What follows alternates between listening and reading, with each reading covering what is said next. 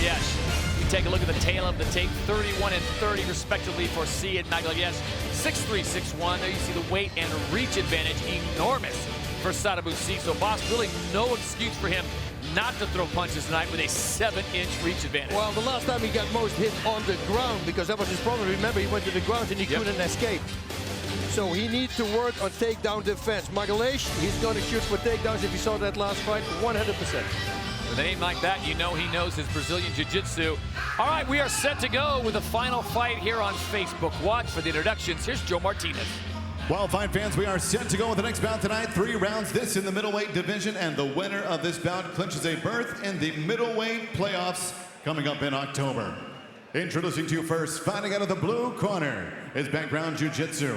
At 6 feet 1 inch tall, he weighed in at the middleweight limit, 186 pounds. In 15 professional fights, his record, 10 victories and 5 defeats. Fighting out of Fortaleza, Brazil, here is Hellboy, 𝗟𝗘𝗥𝗢𝗣𝗘'𝗦. And across the cage, his opponent fighting out of the red corner. His background, kickboxing and Muay Thai. At 6 feet 3 inches tall, he weighed in 185 pounds. His professional record, 6 victories and 3 defeats. Fighting out of Stockholm, Sweden, here is Sadibou, 𝗟𝗘𝗥𝗢𝗣𝗘'𝗦. And your referee in charge of the action is Keith Peterson.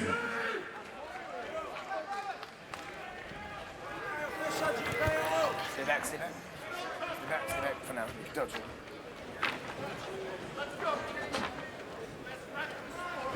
Sir, are you ready? Sir, are you ready? Fight! So here we go with an elimination bout. Win and you're in. Yeah, 𝗟𝗥𝗢𝗣𝗘'𝗦 looks like a little bit like 𝗟𝗘𝗥𝗢𝗣𝗑𝗦. Yeah, he does. He does, right? It's a cauliflower ears. Yeah. The matching set. Well, Yves just told me that 𝗟𝗥𝗢𝗣𝗥𝗢𝗣𝗑 trains with Clover Teixeira, and Clover said he's really good on the ground. So I expect really this fight is going to go to the ground. I think you touched on it, boss, a little bit. Sadibou better have his ground defense ready to go. Done a good job so far avoiding a few of those kicks, which will probably be the big setup. That's it. Yeah, listen, once you train with Clover, you know how to defend yourself on your feet. That guy's an animal. 𝗟𝗥𝗢𝗣𝗏 right now seems to be happy, inflicting most of his damage with the feet, waiting for an opening. Look at the reach advantage. Sadibou is just such a long-ranging fighter, and there it is. 𝗟𝗥𝗢𝗣𝗏 came in, tried to get the possible takedown, and retreated quickly. And pushing him down, moving to the side, that was very smart. Yeah, not backing straight up, choosing an angle, making it much more difficult with that footwork to take him down. 𝗟𝗥𝗢𝗏 reaching but not punching his way into that shot, which is what I think he's going to have to do with 𝗟𝗍 doing a nice job of keeping distance, staying long, using those long levers. A crazy long leg every time, a front kick in there. You can already see, look at the solar plexus area from 𝗟𝗥𝗢𝗣𝗏. Those liver kicks, he's drilling him with that left power kick. Sadibou switching up his stance, yeah. He's got great movement, completely different than he did last time. So he's working angles. Omar Buish, his trainer, is actually, he trained with me as well, fought in Pancras as well in Japan with me together. He's a very good coach, so they worked on it. Look at the high kick. Nice head kick. He's got him in trouble. He's in trouble. Sadibou's got him in trouble. He's got it. That is it. It is all over. Beautifully done.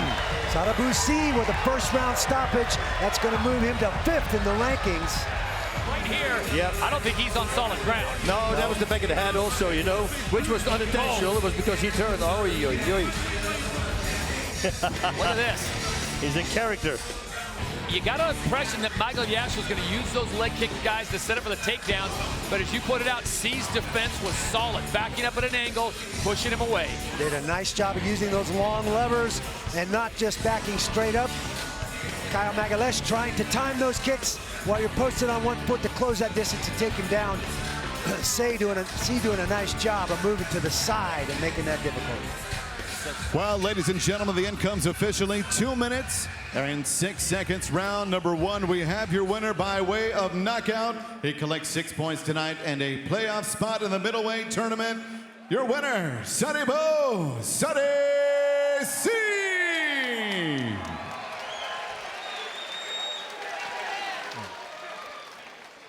So Sadibou 𝗟𝗡 is in the playoffs, and he's now standing by with Boss Rutten. The Swedish Denzel Washington, right? That's what they call you. There you go. What did you think of your performance? To be honest, I did exactly what the game plan was. Switch stance, start slow, and then when I have the opportunity, I go to the head for the finisher. Well, last time you had a problem, you know, with the wrestler and with the takedowns, but I mean, you moved like a matador. You moved and pushed him down, moved to the side. I guess 𝗟𝗨𝗥𝗢𝗣𝗘 jumping in. We go back a long way. We both fought in Japan. Having him in your corner helps. Yeah, man. I was so happy. Like, these two guys. Oh, my God. We've had an amazing week over here. The preparation has been perfect. You know, I'm a whole different fighter today, so I'm looking forward for the playoffs. Okay, well, what's up next? What are you going to do when you come home?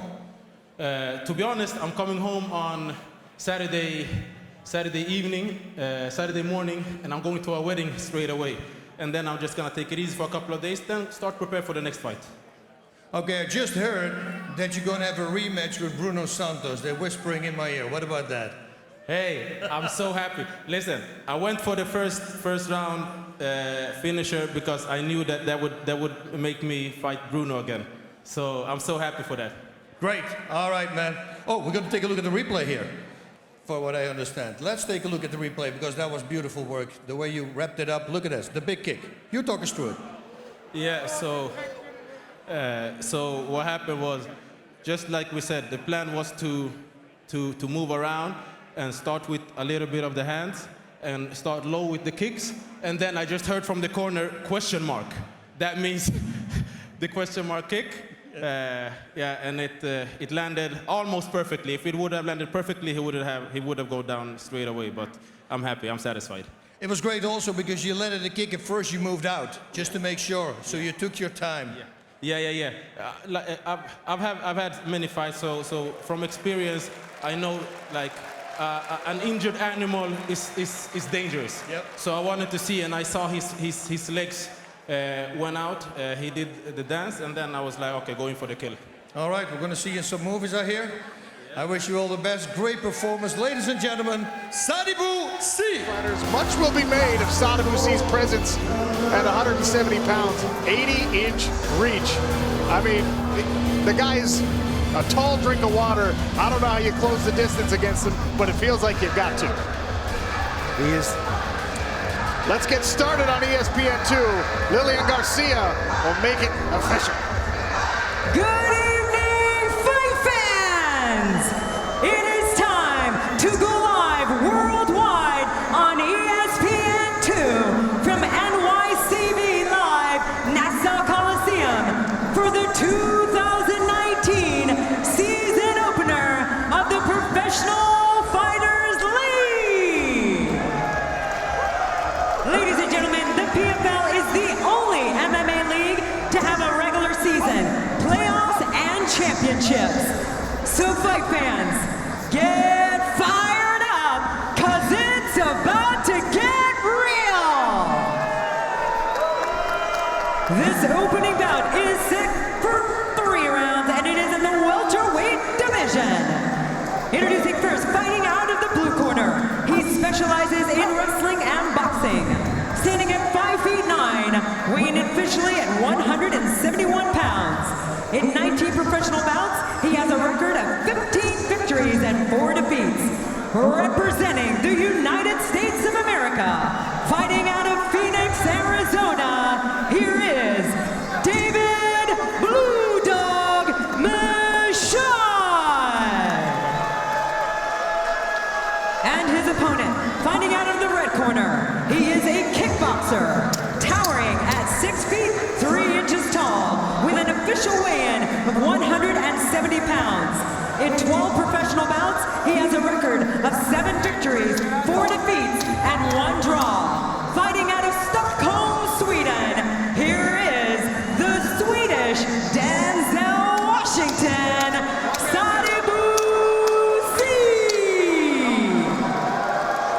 and your referee in charge, Rob Hines. Rob Hines will control things inside the cage here in our first ESPN 2 bout welterweight action. Sadibou 𝗘𝗨𝗥𝗢𝗣𝗘 in the silver trunks, David Michaud in the blue. A touch of the gloves and we'll get started. Nice jab, Sadibou 𝗘𝗨𝗥𝗢𝗣𝗘. Touch of the glove, and then he touched him with that glove. Huge body kick by Sadibou 𝗘𝗨𝗥𝗢𝗣𝗘. Michaud is down and hurt badly. Got it in the liver. And Sadibou 𝗘𝗨𝗥𝗢𝗣𝗘 pounds it out. Wow. In 17 seconds. Wow. Huge body kick to start that fight, and that's all we needed. Look at this, touch of the gloves. Little feeler jab, inside leg kick, and that's all it takes. That's it. Liver shot. Left kick right to the liver. Casually strolls up and finishes the job. David Michaud's still in a lot of pain here. There's just not a lot you can do when your body shuts down after that liver shot. Wow. He didn't chamber that or anything. Just stepped up with it. Right. And if you were wondering how it was going to translate for Sadibou 𝗘𝗨𝗥𝗢𝗣𝗑 at welterweight, we got an early answer here. 6 points, rockets him to the top of the standings. Incredible debut performance at 170 pounds for Sadibou 𝗘𝗨𝗥𝗢𝗣𝗑. Ladies and gentlemen, the stoppage comes officially at 17 seconds in round 1. Your winner by knockout, earning 6 points in the welterweight division, Sadibou 𝗘𝗨𝗥𝗢𝗣𝗑. Not only is that 6 points for Sadibou 𝗘𝗨𝗥𝗢𝗣𝗑, it's a very quick 6 points. When you landed that liver shot, what was going through your mind when you hesitated to follow up a little bit? To be honest, the last thing the coaches said to me before I walked in was, it's not a question of if we're gonna hit him. When you hit him, don't rush him, all right? So that was the last thing I heard before going in. So that's why. Well, talk us through the finish. We're gonna look at your handiwork now. Just talk us through what was going through your mind as you put on that attack. Yeah, so I knew that he was gonna close the distance, and I was actually, I wanted to kick his legs and start low, but I saw the opportunity for the left kick, and I just went for it, and my left kick is second to none, so I know that it's gonna take him down. Look, 𝗟𝗚𝗥𝗢𝗣𝗑, you have the experience of being part of the league last year. You've now moved down to welterweight, which seems to suit you. I mean, how much did that help you going into the season? Man, like, first and foremost, I'm so blessed to be back here in PFL. I'm so thankful for that. Man,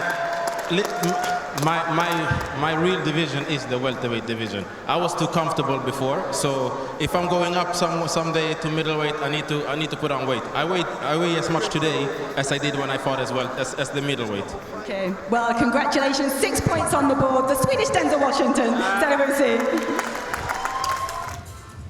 We'll take a look at our tail of the tape for our first bout of the evening here. Kunchenko, 3 years the senior of the much taller Sadibou 𝗘𝗨𝗥𝗢𝗣𝗑, who has a massive reach advantage both in the arms and the legs. And Kunchenko is a fellow striker, so he's going to try and solve that puzzle by closing the distance. Lillian Garcia starts the action inside the PFL Smart Cage. Thank you, Sean, and good evening, everyone, from Atlantic City, New Jersey. We are live with the 2021 season of the Professional Fighter League, where it is win or go home. We kick things off in the welterweight division. Introducing to you first, fighting out of the blue corner, he is a striker. Standing at 5'8", he officially weighs in 169.5 pounds. In 22 professional bouts, he has a record of 20 victories and only 2 losses, with 14 wins by way of stoppage. Fighting out of Yekaterinburg, Russia, here is 𝗟𝗚𝗥𝗢𝗣𝗘. His opponent, fighting out of the red corner, he is a kickboxer. Standing at 6'3", he officially weighs in at 170 pounds. In 16 professional fights, he has a record of 8 wins, 5 losses, 2 draws, and 1 no contest, with 6 victories by way of knockout, including the fastest stoppage in the PFL welterweight division. Fighting out of Stockholm, Sweden, here is the Swedish Denzel, Sadibou. Your referee in charge, 𝗘𝗨𝗥𝗢𝗣𝗘'𝗦. 𝗘𝗨𝗥𝗢𝗣𝗘'𝗦, equipped with our ref cam, should it be deemed necessary. He will take us inside for an up-close and personal look at the action. There's an example of our ghost cam as well. Cutting-edge technology all over the place here in the Professional Fighters League. Sadibou in the red and blue trunks, Aleksei Kunchenko in the black and gray. Are you ready? Are you ready? Let's fight. Touch of the gloves and we are underway. Both men in the orthodox stance. 1-2 from Sadibou. Another 1-2 from Sadibou, and that straight right landed early. Yeah, off to a much better start than he had last time out. Went out and took the center of the cage and now landing some really nice 1-2s. He is so long at this weight class. I mean, I don't know how he makes the weight, but started at 185 for the PFL, and here he is at 170. Amazing. He was an undersized middleweight. He's a huge welterweight. He's one of those guys who's kind of a tweener as Kunchenko looks to work against the body. Sadibou with a front kick.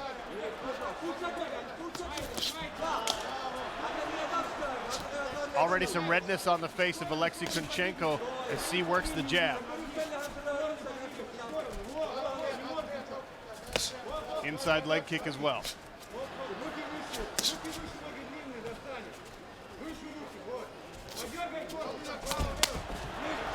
Kunchenko rushes in behind a big overhand right twice. C is able to evade both. And that's what Kunchenko has to do. He's got to back up Sadibou. He needs to find a way to get on the inside of those long-range weapons, but C doing a great job of throwing that rear leg and that front kick down right to the midsection. C has switched now to a southpaw stance. He will go back and forth. And when you're trying to close the distance, Randy, getting those multiple looks from the taller fighter, it can just be that much more frustrating. Absolutely. You switch from one lead to the other, different weapons come into play, different things to defend, and it just keeps you thinking and can throw you off. The front kick keeps landing for Sadibou. Midsection of Kunchenko showing the redness as he tries to close the distance one more time. Kunchenko now moving his head off the center line better. He's feinting his way in. This is a much better look.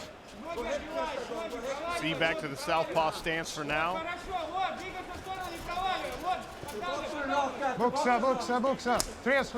Go inside Sadibou's red corner, and that's Yves Edwards. That's what he wants. All right, let's show him some skill, Sadi. Let's show him some defense, and then make him pay for coming in here. Turn it. And you can hear the point there from Yves Edwards. This is a place where everyone wanted to be against Sadibou in the past, but they keep telling us, not anymore. This is a different Sadibou. He's been working on those glaring weaknesses that got pointed out to him in early seasons of the PFL. He's been working on his wrestling. He's been working on his clinch game from the fence. He's tall enough to take advantage of guys from here, and I think you're going to see him do a much better job in these positions. And he is. He's doing a great job with that right overhook. He's keeping his head underneath the chin of Kunchenko, which is going to not allow the Russian to really get a good, strong connection. That is a better position there for the Russian, but Sadibou doing a great job up against the cage so far.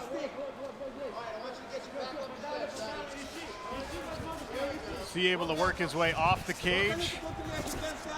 Kunchenko tries a little foot wheel, tries to trip Sadibou. Nice defense and a knee to the body. Oh, twice now from Sadibou. A little bit of a cuff check, but Kunchenko just waved it off, and Sadibou gave him the nod, saying sorry about that. High kick attempt there from C, and man, kicking combinations from Sadibou. Like we said, a dynamic striker. He can throw multiple kicks in a row without compromising his defensive position. Yeah, it's one thing to have long legs. It's another to get those things up there that quickly like Sadibou can. Man, he can get that foot up there quick. Inside of 1 minute remaining here in round number 1. Remember, PFL regular season playoffs and a championship. To get to the playoffs, you need bonus points if you're Sadibou 𝗟𝗍 or Alexei Kunchenko. Both of these guys trying to figure it out early. Kunchenko going to work on the legs of Sadibou 𝗟𝗍 against the smart cage here. Old school with the foot stomps. Yeah, good way to make a guy move. You're certainly not going to finish a fight that way, but if it gets stale, you can stomp on a foot, make him adjust, make him move, and that might present a new opening. There's your 10-second clapper. Kunchenko realizing his window is closing. Nice! And a nice toss to finish out round 1. We'll see round 2 next. Fighter performance rating gives round 1 to Sadibou 𝗟𝗍. You saw those nice combinations, the 1-2s. Are you ready? The really vicious kick attacks. The takedown from Kunchenko came too late to be overly impactful in the FPR score. I guarantee you, Kunchenko knows where he needs to get now to win a round, to get ahead in this fight. You're gonna see, I think you're gonna see him close much quicker, use that barrier, get back to that clinch, and not play around with this long, rangy fighter out at distance. The jab continues to land for 𝗟𝗍, and now it's Kunchenko pouring on the kicks. Nice to the body there from Sadibou 𝗟𝗍. Twice. And a third. Yeah, and I think this is the round where both men realize that they need to get a finish. If they want to advance the playoffs, this round is their best bet to try to get it done. So the action already picking up, guys.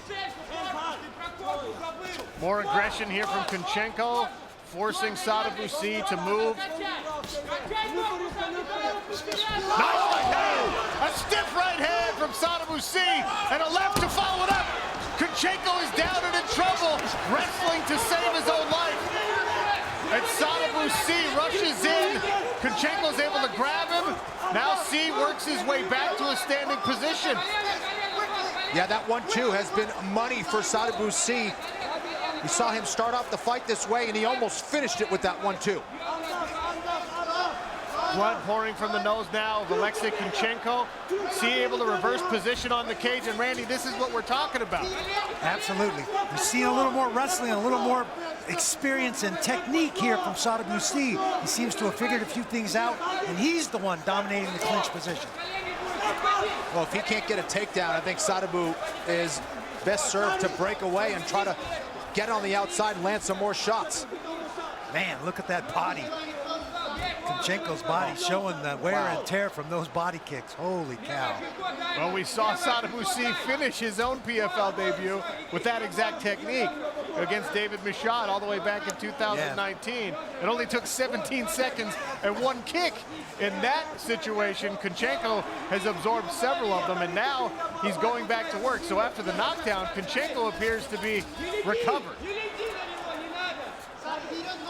This is where Kunchenko has done his best work, though. I mean, amazing job of getting to this clinch position and taking away those long-range strikes. And he's just getting in there, doing some dirty boxing in the clinch, trying to beat up the body of Sadibou 𝗟𝗍. I would expect him to pull Sadibou 𝗟𝗍 off the cage and try and use that hip toss again, or that step across strip, to get him on the ground and take him out of this round completely. Now working on a high single, goes back to work with the left hand. Kunchenko knees to the leg and thigh of Sadibou 𝗟𝗍. 2 minutes remain here in round number 2. Sadibou 𝗟𝗍 with 1 point in the regular season standings. Kunchenko missed his first regular season bout, so he's at -1 point. And to the point you made earlier, Kenny Florian, there's urgency to get a finish in these next 2 minutes. Yep. He's got to find a way to break away or turn Kunchenko here. But Kunchenko obviously very determined here, and this is where he is safest.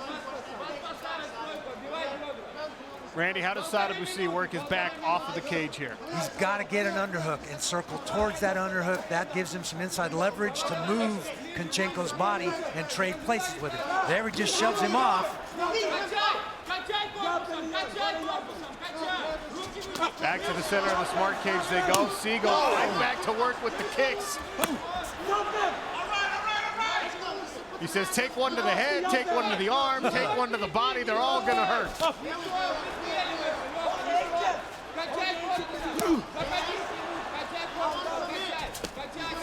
Ooh, flash of inside kicks there. Ouch. The slaps sound good on television. It's the thuds that really bother you inside of the cage. Absolutely. Those are the ones that really dig in and really hurt. See, back to the body with the kick. Yeah, Sadibou, when he switches to that southpaw position, he's going high with that left kick. And when he's in that righty stance, he's looking for that 1-2.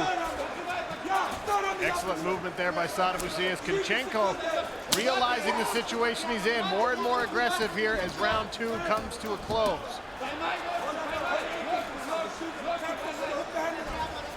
Takedown attempt here from 𝗟𝗘𝗥𝗢𝗣𝗘.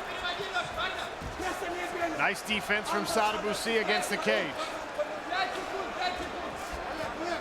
A couple of knees to the leg will finish it out. Sadibou, 𝗟𝗘𝗥𝗢𝗣𝗘 head in to round number 3. It was a straight right hand, landed right on the chin. Sadibou follows it up with another one. Wobbles 𝗘𝗥𝗢𝗣𝗘, does a pretty good job of staying there. Smothered those punches inside a little bit, but there's that long, straight right hand right on the button. And you see how loose he is with those shots, just these whipping motions. It's all about precision. You don't have to swing like a madman. All you have to do is hit him in the right spot. And man, his precision was very impressive to watch in round 2.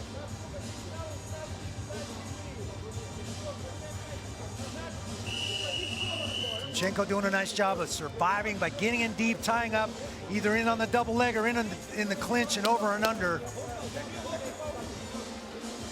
Watch these kicks. So much power generated. Look at the ribs of 𝗘𝗥𝗢𝗣𝗘 from the kicks that have already landed. Nice footwork, change of direction by Sadibou. So round 3 set to begin. Sadibou 𝗟𝗘𝗥𝗢𝗘𝗘 in the blue and red, 𝗘𝗘𝗥𝗢𝗣𝗘 in the black and gray. 95 on the FPR for Sadibou after the knockdown. Strong performance in 2 rounds according to our algorithm. Now 𝗘𝗥𝗢𝗣𝗘 goes to the kick, the body kick, excuse me. Oh. Right leg up top from Sadibou. He just makes that look so fluid and effortless when he does that. Sadibou showing some excellent lateral movement as well to avoid that pressure from 𝗘𝗥𝗢𝗘. Sadibou initiated this particular clinch. Little double leg, moved up to the clinch. Sadibou trying to put some of that wrestling on display.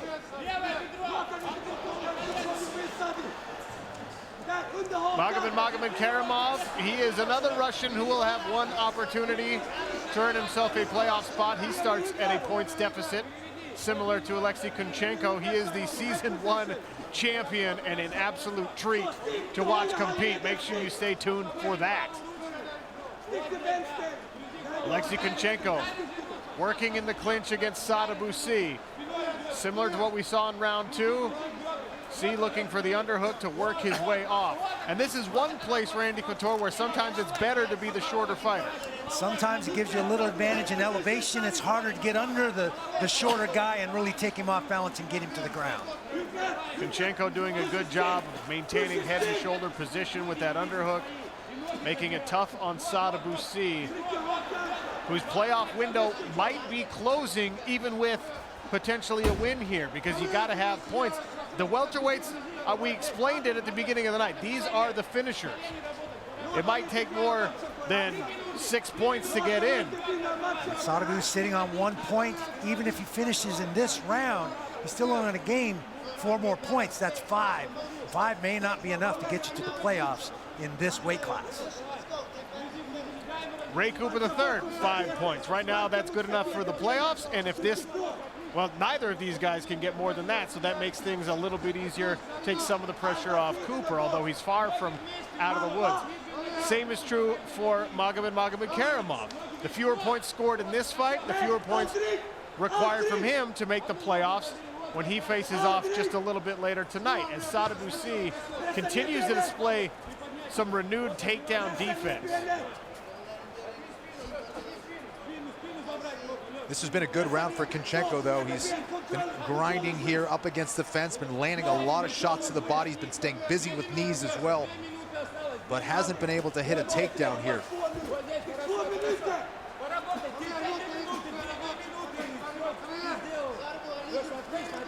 2 minutes remain in round number 3 of welterweight action.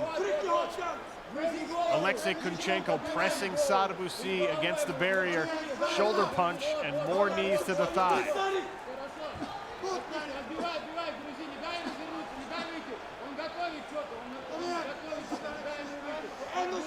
These are all tactics and techniques that in a 5-round fight might pay you dividends in the later rounds. But he doesn't have 5 rounds to work with. Yep. He needs to find a way to finish this. I would be working hard for that takedown and try your submission skills against Sadibou. Inside of 90 seconds now, and back to the center of the cage they go. Oh, winging punch there from both. Hard to tell if that left hand of Konchenko landed on Sadibou. He kind of dropped away like it stung him, but he's right back in the mix. Good heavy leg kick there from Konchenko, and C goes back to work on the body. Not sure what kind of Kevlar Konchenko's got over that liver, but he's definitely got something there. Whoa! Wheel kick attempt from Sadibou. Konchenko able to duck underneath, and he goes up high with his own right leg.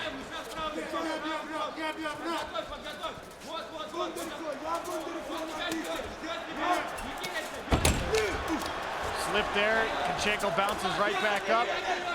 Works for another takedown attempt.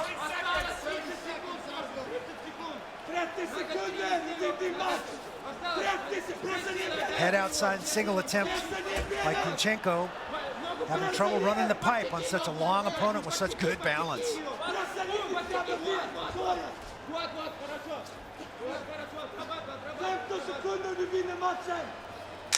10-second clapper signaling the end of this welterweight affair.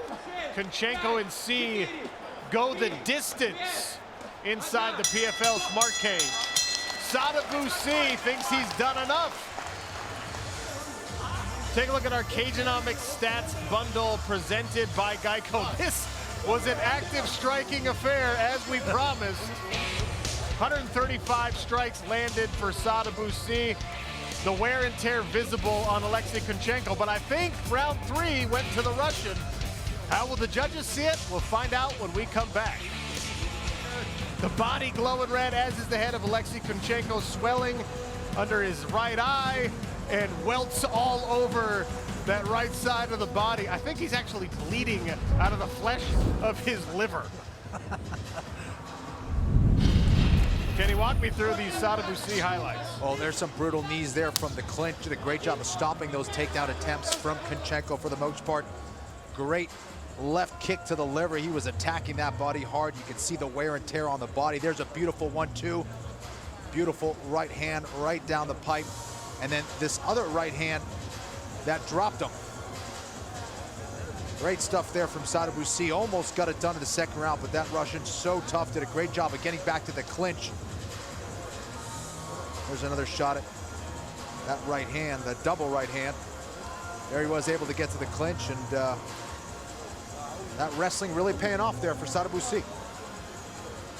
That Rich Energy replay looks good on Sadibou. And now we take a look at the fighter performance rating scores, also brought to you by Rich Energy. 62 and 95 in rounds 1 and 2 for Sadibou. The FPR gives round 3 to Alexei Konchenko. Exclusive fighter performance rating brought to you by Rich Energy in the Professional Fighters League. All right, who won the fight? According to the FPR, it was Sadibou. Randy and Kenny agree. What will the judges say? Lillian Garcia, let us know. Ladies and gentlemen, after 3 rounds of action, we go to the judges' scorecards. All 3 judges scored the bout 29-28. For your winner, by unanimous decision, and earning 3 points in the welterweight division, Sadibou.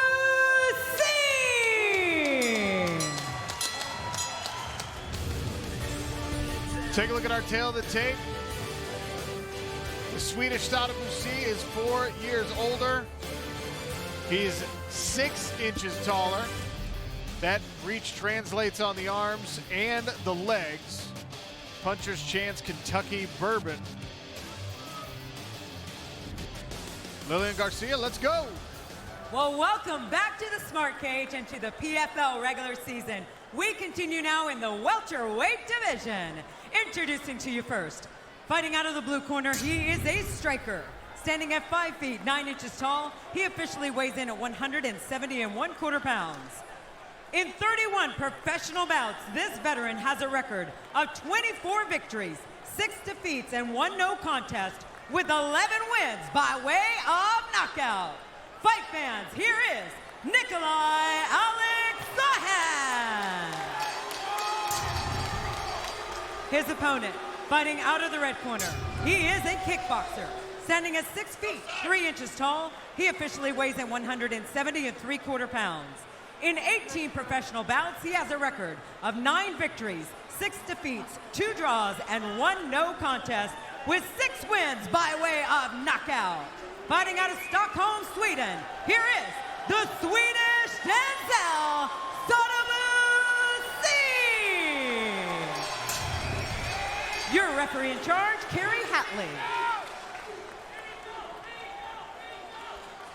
𝗘𝗨𝗥𝗢𝗣𝗘'𝗦 equipped with the ref cam to oversee the action. 3 5-minute rounds at 170 pounds. This a rematch. The first affair between these two unfortunately ended with an eye poke. 𝗘𝗨𝗥𝗢𝗣𝗘 was able to recover from the injury resulting from that eye poke. Excited to see this again. 2 very polished strikers. See in the blue trunks, 𝗟𝗥𝗢𝗣𝗘 in the gray. Both in the orthodox stance. 𝗟𝗥𝗢𝗣𝗘 said he was out for 3 weeks after the eye poke. It was pretty significant. You can see the speed at 𝗘𝗨𝗥𝗢𝗣𝗘 bouncing in and out. Sadibou is a counter striker.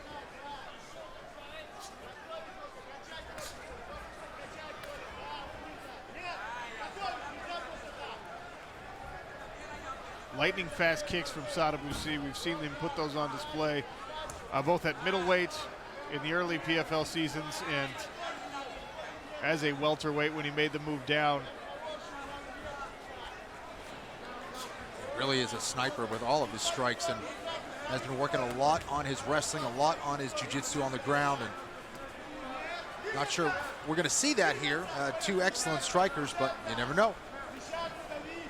Sadibou has switched himself into the southpaw stance, potentially for that exact reason, to bring the left leg to bear in the kicks.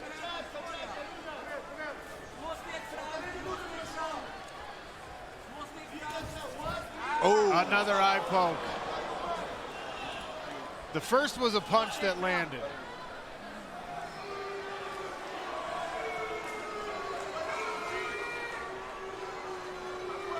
Looked like a short right hook on the first go. Maybe a pawing. There was a thumb to the head, and then there's that. It was the left hand, the thumb right into the eye. That was a bad one.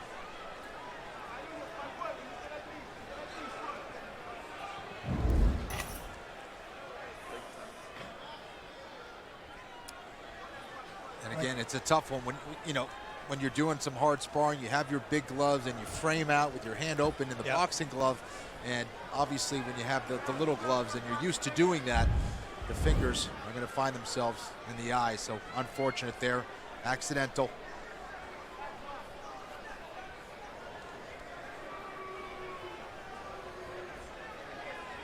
Yeah, you can see that open left hand. The thumb did go in to the eye, the short right hook pushing on the jaw as Sadibou tries to back out.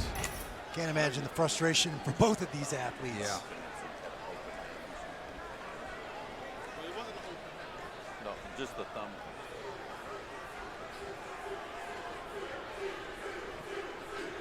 𝗟𝗥𝗢𝗣𝗘 will take his time, as is his right. After being poked in the eye, you want to make sure the vision's clear.